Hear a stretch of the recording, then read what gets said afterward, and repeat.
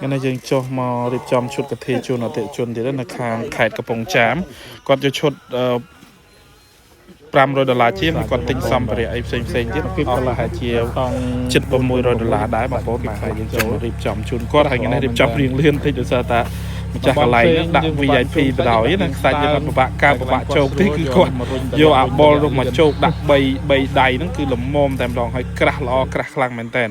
ខាងខេត្តកំពង់ចាមយើងចុះមករៀបចំឲ្យគាត់មកស្អាតណាសម្រាប់បងប្អូនដែលចង់បានឈុតចិញ្ចឹមកធាចាប់ពី$500ឡើងគឺយើងចុះរៀបចំជូន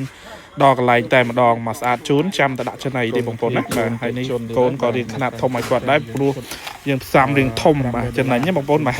800គ្រាប់អរគុណច្រើនមែនតើបងប្អូនឃើញទេបាទជូនពោអតិជនដាក់ទៅហេងកើតណាបាទទៅសម្រាប់បងប្អូនដែលចង់បានអាជីពចិញ្ចឹមកាធីចង់បានឈុតចិញ្ចឹមកាធីតាក់ទងមកបានណាគឺយើងរៀបចំជូនបងប្អូន